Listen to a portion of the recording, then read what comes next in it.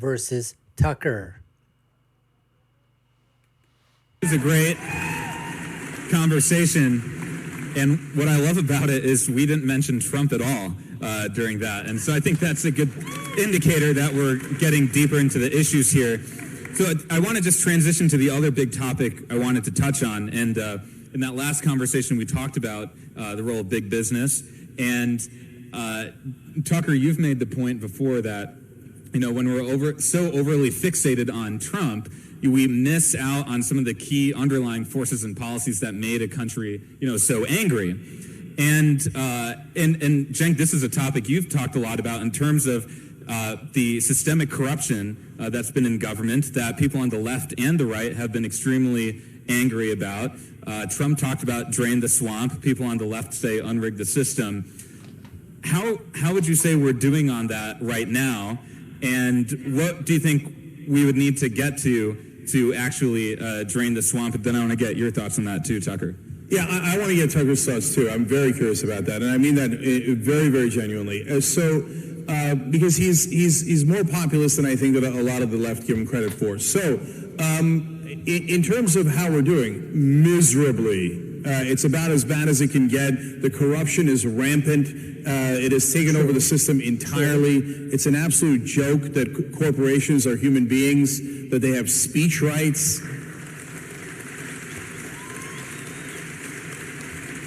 And that somehow giving billions of dollars to politicians, whether it's Hillary Clinton or the Republican Party, is speaking to them? No, it's bribing them. That's what it is. And so legal bribery, and this is a very rare sentence for me to say, was smart to say drain the swamp.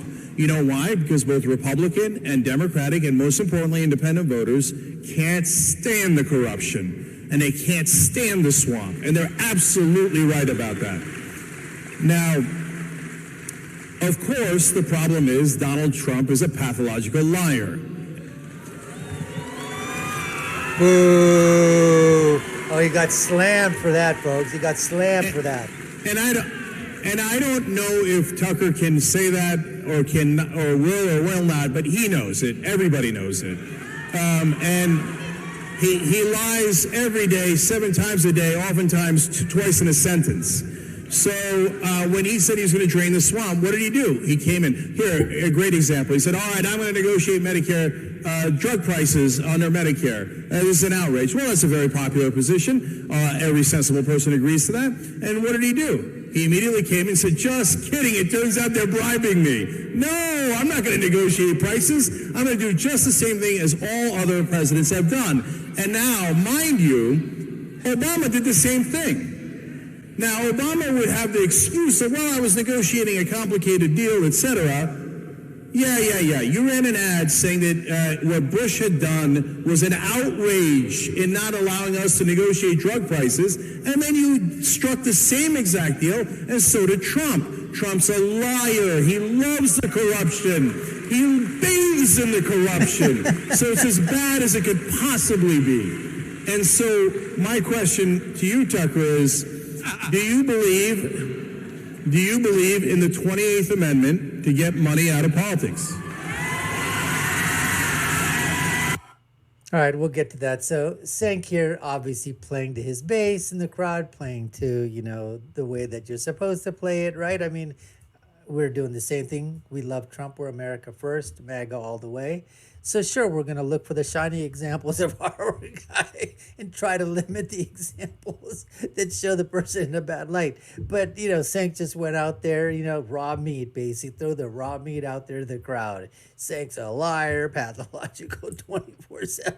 He lies in his sentence once, not twice, but 4, 5, 6, 7 times in the same sentence, and then twice on Sundays. I mean, he just threw it out there. So he got his point. And then he comes back to basically say, okay, what do you think about this, Tucker? What do you think? Are you going to say the same thing? Can you or not?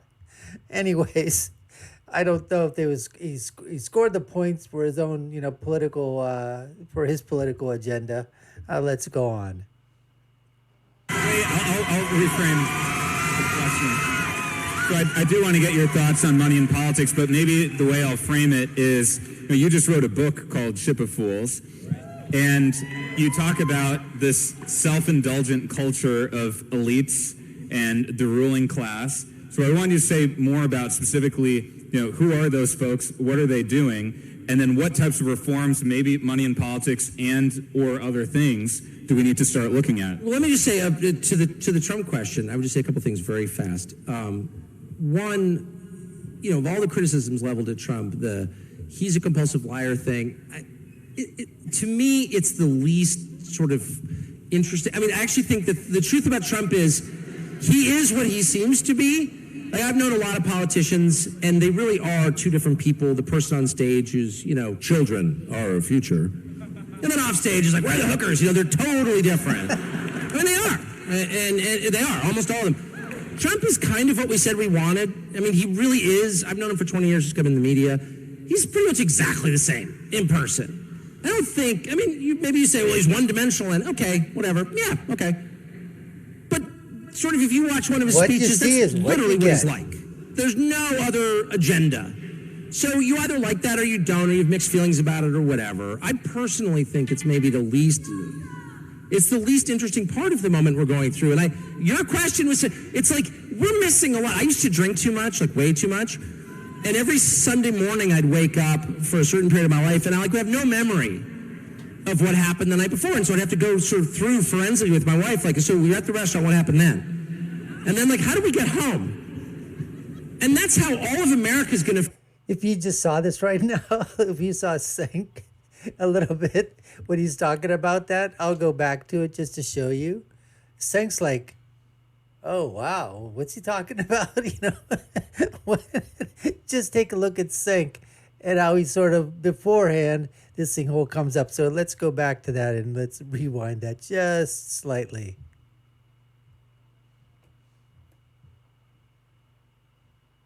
Okay, whatever. Yeah, okay. But sort of if you watch one of his speeches, that's literally what he's like. There's no other agenda.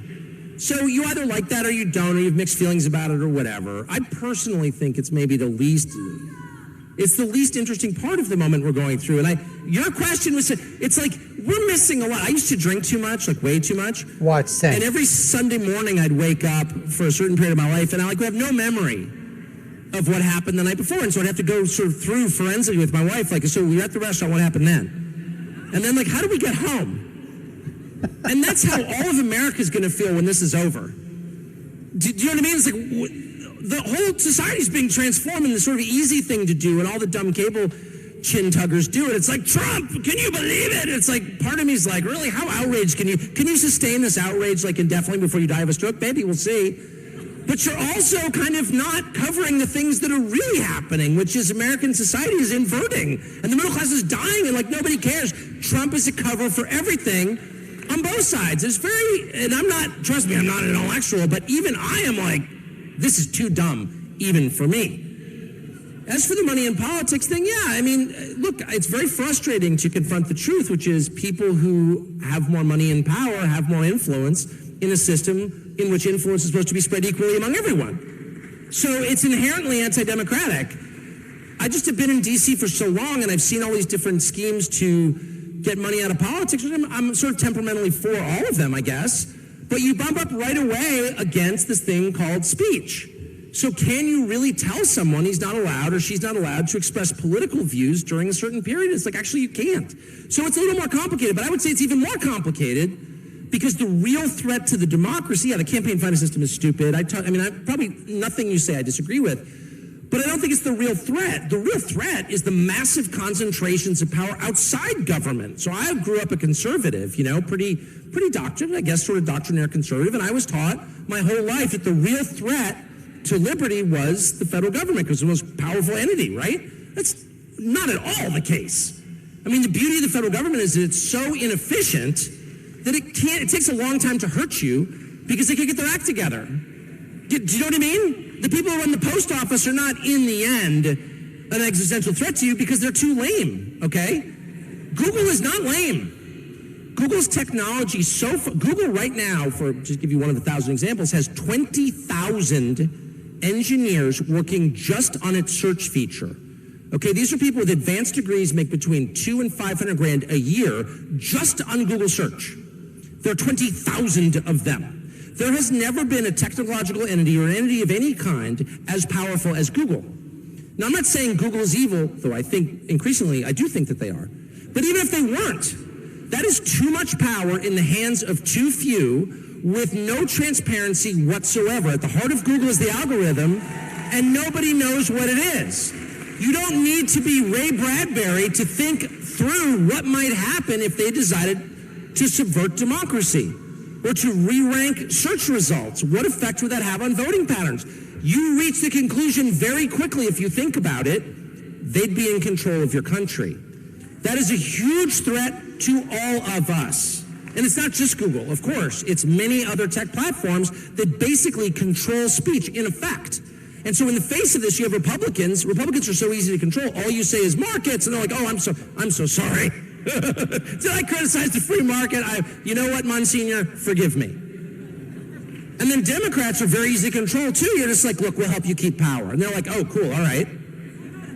So what about everybody else?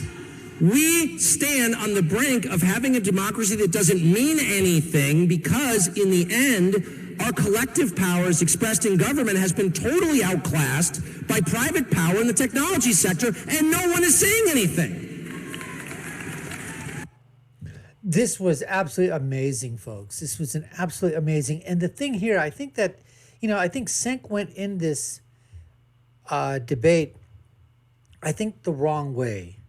In my opinion, is that his strategy is that I'm going to play gotcha. I'm going to basically just show, that this is a right-wing, populist, bigoted, racist, homophobic, LGBT hating, Islamophobic, everything phobic, world phobic. That's what this Tucker Carlson is, from the right, from Fox News. And I think he just wanted to ask those questions and kept asking questions. Now, Tucker would give these great answers and had a lot of substance, a lot of punches, packed right inside there. And like he said, he goes, okay, yeah, you know what? All right, I can see in terms of money and politics. Yeah, okay, fine. If you think so, I sort of agree with you a little bit on this and that and whatever. But he said, look, corporations, this is what spins the left. This is what spins them out of their minds. Because now the corporations have speech, but they utilize the same thing. The Democrats do the same thing. It's every day. The rules are there. Republicans, Democrats, Independents, whoever you are, you're running, use the rules that are there for the election process and follow and abide by them. But the fact of the matter is just like Tucker was saying, it's not the stuff that's out there in the open. What do I care if Apple takes out some ads and puts them out there, or Google puts ads out there, or some other entity, whatever it is, some company, corporation, I don't care what it is. Walt Disney, whatever. They put it out there. McDonald's, Burger King, they want to put their message. We're smart enough. We can say, you know what? Hey, that's a good message. I like that. I think I'm going to follow what they're saying, or I'm going to buy what they're advertising, and I like them or whatever, and I'm going to go in their direction. Or you know what? Holy crap, I didn't know they thought like this. Really? Hey, guess what? I'm not going to shop there. I'm not going to give my business there. I don't think they're right on this subject. Blah, blah, blah, blah, blah, blah, blah. Okay? That's the way it works. So it's not the stuff that's out there. It's the stuff that's happening below. Like I said, we know Google, what have they done when they were working with China? Remember Operation Dragonfly, censoring China? What about when Google was in other countries, helping them with the elections, manipulating in terms of search engines, so certain things couldn't come to the top when you did the search? And in effect, delegitimizing, disenfranchising some of those people to know the entire story that was going on in terms of policies that were being put forth by various people running for offices in those countries that Google was basically helping in. And the people in power used Google to say, hey, look, can you help us out a little bit over here? And that's what he's talking about. So it's the stuff that happens underneath, the subterfuge underneath, that stuff that we can't see. That's the stuff that we should be concerned about. And speech, absolutely, speech is the number one thing. everything emanates in this country for democracy to flourish is the freedom of speech. You squelch that, you start screwing around with that, you start working around the edges over it, you will delegitimize a society so fast it's unbelievable. Anyways, folks, we appreciate you taking the time to watch. Thanks for watching part 4 of the Cenk versus Tucker debates. Subscribe to the channel if you haven't already done so. Like, share, and follow us. Comment below. Let us know what you think. You've been watching the Dr. Nasir Shaikh Show. I've been your guest host. My name is Dr. Nasir, and I'll leave you with my final thought, which is, when you're right, you're right, and when you're left, you're wrong. See you again next time, folks. Take care and stay safe.